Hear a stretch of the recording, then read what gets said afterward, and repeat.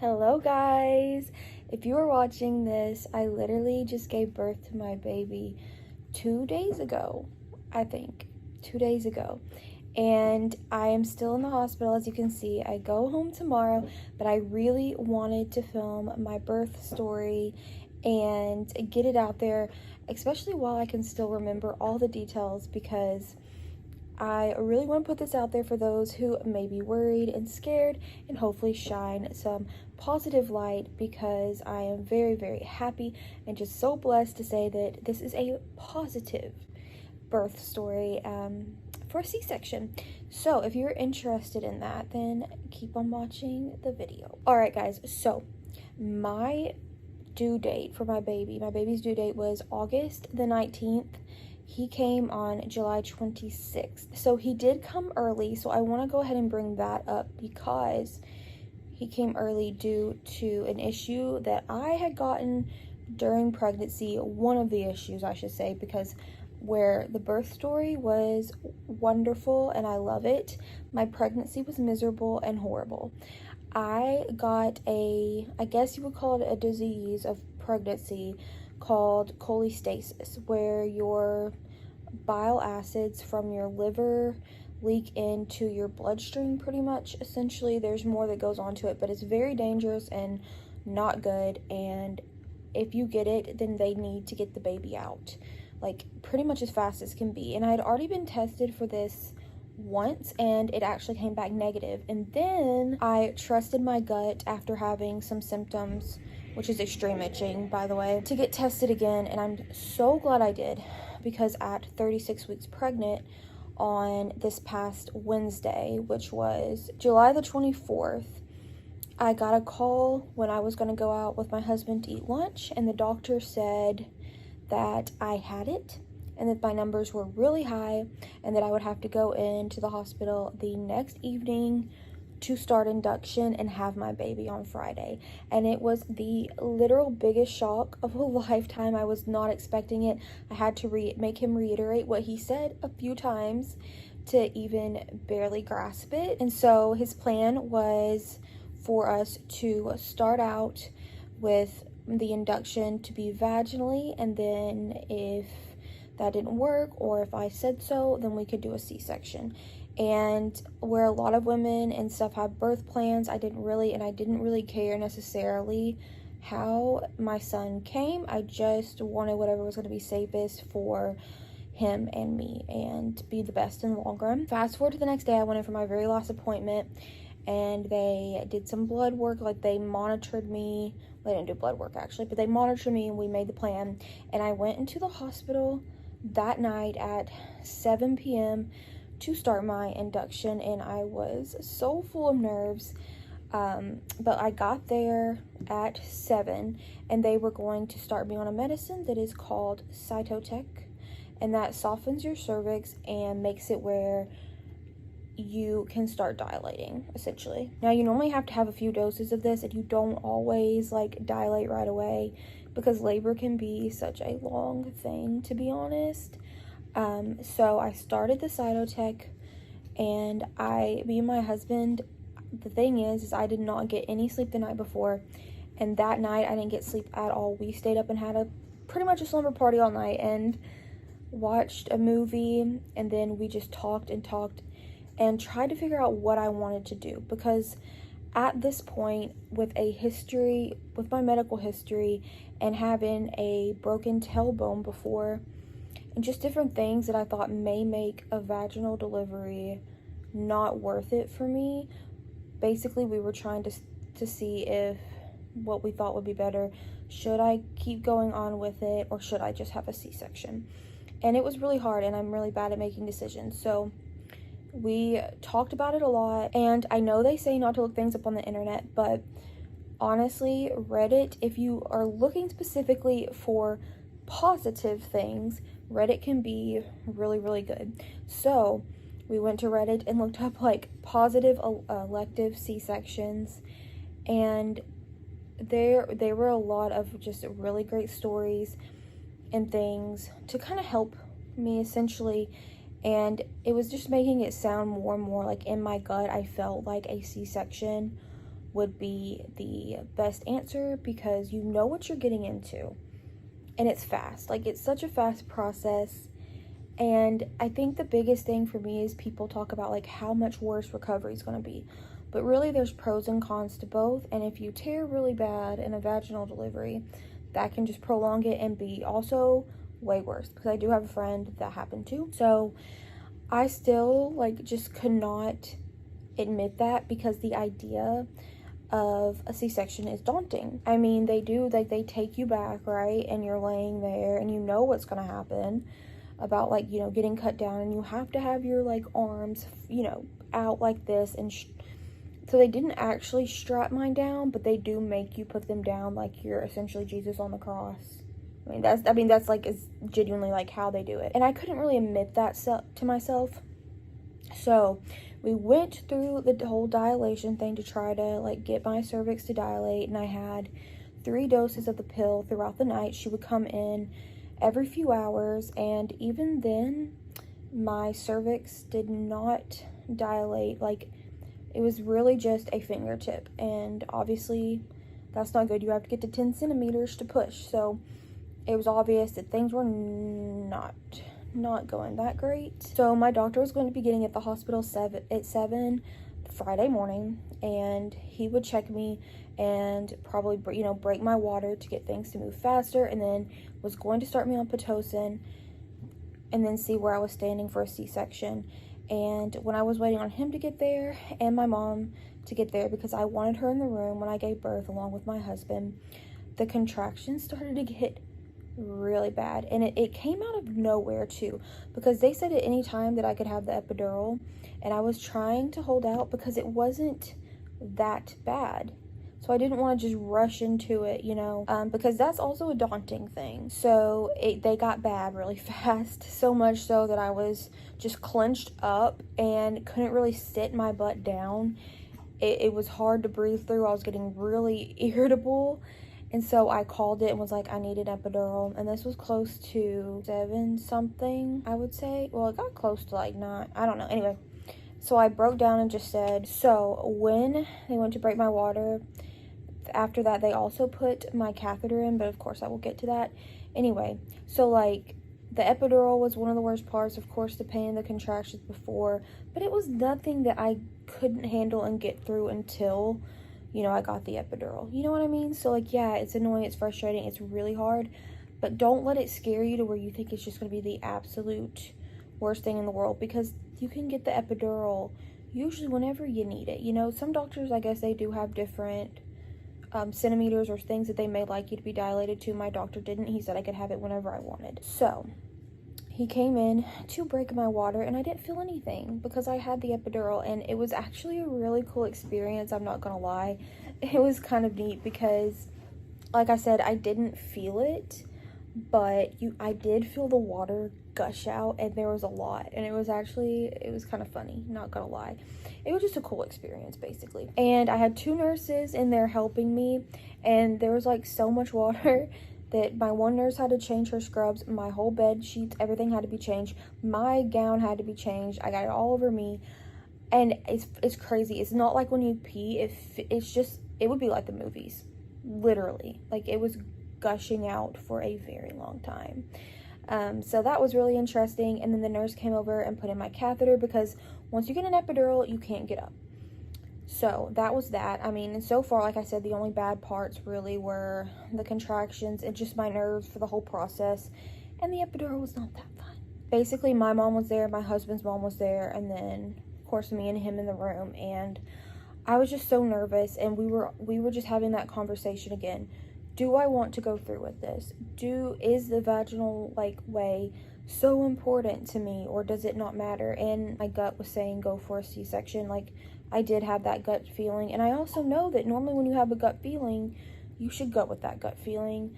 It was just scary to admit it to myself, to bring it up, to get the show on the road, because it all happened so fast, and that's like the whole gist of it. It was just scary. You know, I had a whole list of pros and cons, and of course I know they can't make my decision for me, but everyone was like, yeah, I would do a C-section, because I didn't care. Like, if my baby's here and he's healthy and he's safe and I'm healthy and I'm safe, that's all that matters. And a vaginal one, especially with me not even dilating, and like my doctor said, we could be here a very long time, could have been there days, and then get so exhausted and so worn out and discouraged. And then with my past medical history, which all of it I won't get into, but that and the broken tailbone I've had before, which could just break again and not be good, and just like stress on the baby, etc., versus a planned C-section that you can go into. It's over fast as can be. It's just thinking that the recovery could be a little worse, because that's what you normally hear. So anyway, I finally came to the decision, and I'm like, I want to have a C-section. So we called it on the induction. I told my nurse, and she went to get it signed off by my doctor. So that was around 10 a.m. And when I told my nurse, she went and got it like scheduled and done with my doctor. And my C-section was for 12. And so I was taking that time to prepare, but I started to have anxiety, because I do naturally have anxiety and depression.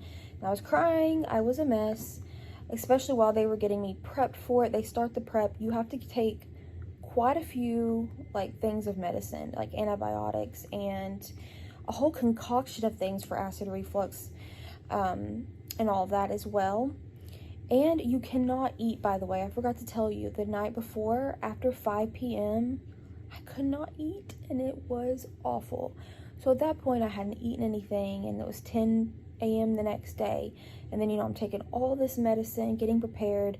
They gave me like one of the deli hat kind of, well, they wear them in the OR, but the mesh hats. They gave one to my husband. They gave him a hospital, like not a hospital gown, but like a surgery gown, and shoe covers. I think all they gave me was a hat, but anyway, and I had to put my hair up, take my jewelry out, take all these different medicines to get prepared. And when you have a C-section, it's not the epidural, it actually is a spinal block. So you are a million times more numb, like you cannot feel anything. So with the epidural, you still have to feel some, like pressure and stuff. Even though I actually ended up feeling more than pressure, I could still actually feel some contractions. But with the spinal thing, you are completely done for, which is really nice, by the way. So anyway, they gave me that, and all the medicine, by the way, feels like you were getting your back sprayed with cold water. It is such a weird feeling, but it is really cool. So as I stated, I have anxiety and depression, and now what I'm going to say right here is the worst part of it all, which if you don't even suffer with anxiety and depression, and this was all anxiety, but then you probably won't deal with this, even though this is such a scary thing, right? Like, you're gonna be scared. But essentially, when they were preparing me, the nurse came in, she's like, I'm not trying to scare you, but the doctor's ready, and he's gonna come back and get you. And they were finished giving me these medicines, which the medicine actually, one of them made me really sick, and I started to feel like I was gonna throw up, which I think kind of triggered this panic attack. And I had probably one of the worst panic attacks in my life, where, and I was trying to explain it to them. I thought I was dying. I felt like I wasn't in my own body. I'm like, I feel like I'm gonna scream and just get up and run. I couldn't get up, right? I was numb. And I think that made me feel like I was also trapped. But that's all because of this panic attack. And they were all trying to assure me, and like my mom and mother-in-law, that it's normal. But I'm like, no, you don't understand. Because like it was one of the worst. And so anyway, I genuinely thought I was dying, that I wasn't gonna make it. And that, I promise, like that instant right there was the worst part of it all. And so anyway, I was sobbing and frantic and just like pleading essentially for help and all that kind of stuff, which, like I said, please, I don't want this to scare you, because if you, people are gonna be scared, right? But this is like a whole new level. But once they started to move me into the operating room, my mom and his mom like followed them out. Of course, my husband was right behind me. I started, honestly, just to get super sleepy, and then that calmed me down, and I just started closing my eyes, and I kind of came at peace, where I was like, okay, I'm feeling at peace. I'm super tired. I'm just worn out. It's gonna be okay. And when I got into the operating room, my husband, they can't come in, whoever you want, with you right at first. They have to sit outside and wait while they prepare you. So the operating room, by the way, too, super bright, a lot of bright lights. There's a whole team of people in there, and they introduce themselves to you, and then they get you ready, and like move you over to the table, and they put a big sheet up so you don't have to see anything. Like it's all covered. And then they let your significant other or whoever come in there. And after that prep where you're alone, like I said, you can have your person in there, and then, you know, they get started. And when I tell you it's fast, I promise it is. Like the actual thing itself, it's about 10 minutes, I would say. And basically what I did is I laid there, and my husband was right by my head, and I just like kept my eyes on him. There was no pain whatsoever. You just feel some like tugging and pressure. And even when they said, yeah, you're gonna feel like a lot of tugging and a lot of pressure, it wasn't a lot. Like it really wasn't. I have had surgery to remove melanoma, like pre-melanoma skin cancer before. I've had 3 different surgeries for that. Felt way more on that, and this is a major surgery, right? So I wasn't feeling anything. It was just really light movements that I was feeling. And then they keep you kind of updated. They ask you how you're doing. They're making sure you're okay during it. You're not left alone. And then right before my baby was pulled out, they start to warn you. They're like, okay, your baby's almost here, your baby's almost here. And then that moment, like, you can start hearing, and my baby did cry right away and making little noises, and I was like, oh my God, like, it was just insane. And then they're like, you know, he's here. And then the doctor just pulled him out and like pulled down the little curtain so we could get a look at him, and it was the most insane, crazy feeling in the whole entire world. Like, I mean that. It was insane just to see him come out of me like that. And don't worry, you still don't see anything. He held him up. It was just crazy. And so then they passed him off, and my husband went with him to get all cleaned off and to cut the cord and to do all that. And then you just lay there while they stitch you up. That does take more time. You still can't feel anything. The only negative part about that was I think it was just really overwhelming, and with my anxiety, once again, which is a me thing, I got sick and started throwing up. But when I tell you, I couldn't feel anything. The tugging and pulling was literally minimal, and it's over so fast. It was. And then I was stitched up, and they took me out and took me back to my room, and it was over. I was still sick and throwing up and was exhausted, just exhausted, because I hadn't had food since 5 the day before.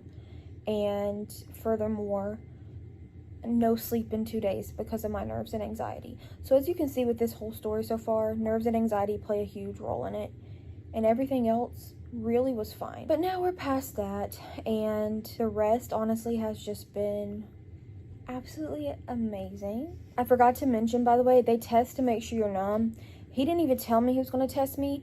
The anesthesiologist like looked at me and he said he just like basically squeezed you really hard with big forceps and you didn't even flinch.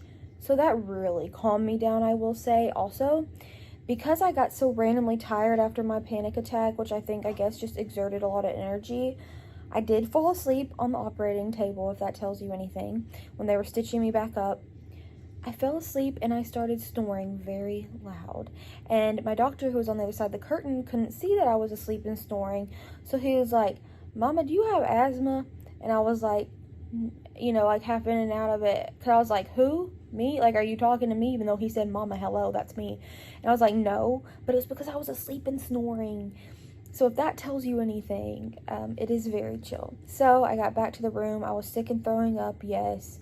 But it was all over with, and I was just waiting the hour and a half to go to my recovery room, or where I've been for the last few days, so the postpartum unit. So when I got there, I was out of it for a very long time and asleep. I think it just all caught up to me, and once the C-section was done, I think my body was just like, you have to rest. So I was asleep for a very long time, and my baby, you know, my husband was with him. He got to cut the umbilical cord and go to the nursery and get all of his little tests done. My mom and his mom and even my dad, you know, they all got to see him and all that stuff be done.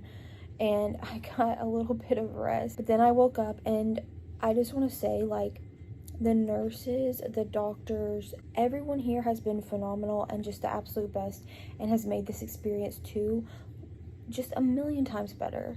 And I obviously hope and pray that everyone gets the good nurses, because I know there are horror stories, and I have had bad nurses and doctors, but everyone here is amazing, and that just helps so much. But I've been in postpartum. I gave birth to him on Friday. It is now Sunday, and I will leave on Monday. But once I came to, they gave me medicine for nausea and all that kind of good stuff. And a lot of that I don't remember a lot of, just because of my body.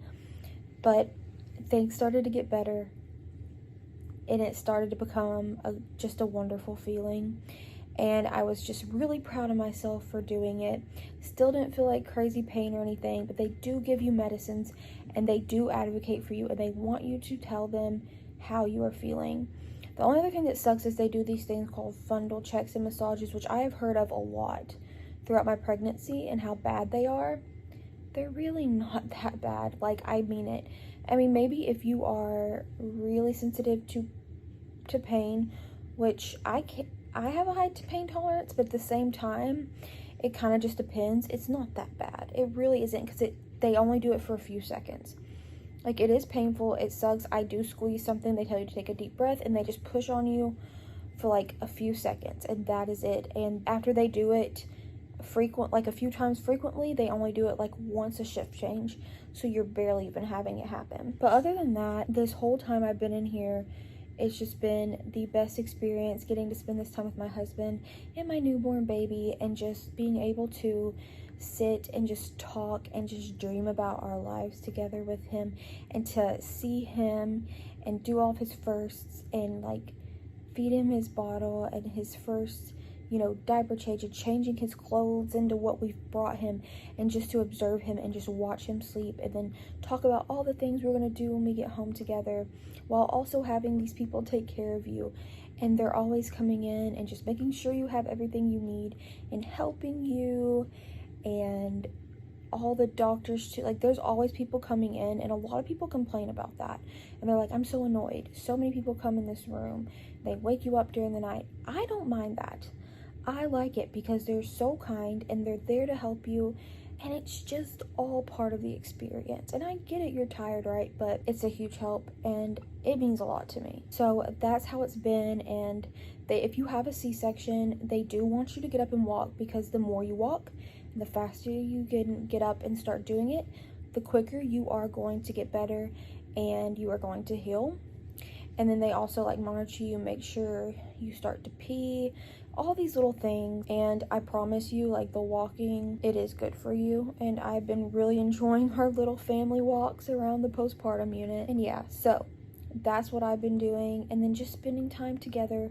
It's like a little vacation. I'm low-key gonna be sad to leave tomorrow, and I will answer any questions that you have as well, because I may have skipped over stuff. But yeah, it's the best feeling. And I just wanted to say, like, my elective C-section was amazing. It was great. There are so many things out there to scare you and to make things just seem like they are a million times harder than what they are. And I know it depends on from person to person, but this has been nothing like I thought. The pain, yes, I am in pain. Even with pain medicine, I am in pain. But it's nothing that I can't handle, and I am proud of it, and I wear it like a badge, because it got me my son. And like I said, they give you stuff to help. There's belly binders you can wear that tighten your belly, that help you. They've got like ice packs and just the medicine, everything. And when you have your baby, that's all you're gonna think about, mostly. Like, yes, you hurt, right? But it's worth it, I promise. And I'm already doing so much better, and I'm only on the second day. So if you hear all this stuff about, oh, it's such a long recovery, and it's way worse than vaginal, just don't believe all of that, because there is positive and there is good, and my story is one of them. And I promise that I'm not shooting the shit. Like, that's why this is so important to me to film, because it is a magical and amazing and the best feeling in the world. So that is my birth story. And now my son is here, and he is so perfect. Born at 12:36 p.m. on Friday, July the 26th at 7 pounds, 7 ounces, and 20 inches long. Yes, I have been in heaven in pure baby bliss these past couple of days, and I'm so excited for our life together. And I hope you enjoyed this video. I hope it helped, or maybe you just enjoyed listening to it. But yeah, leave me a comment below if you have any questions, and yeah, I hope you enjoyed.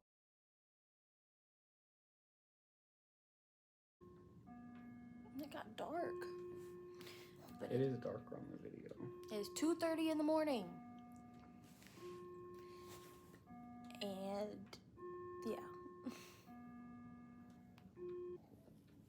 It is currently 4 a.m. in the morning, and I'm more uncomfortable and very, very hungry.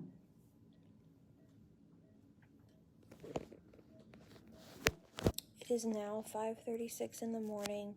No sleep, obviously. I'm starving, so I'm starting to get really nauseous, and I'm still not 1 centimeter dilated, and I've had 3 rounds of Cytojack.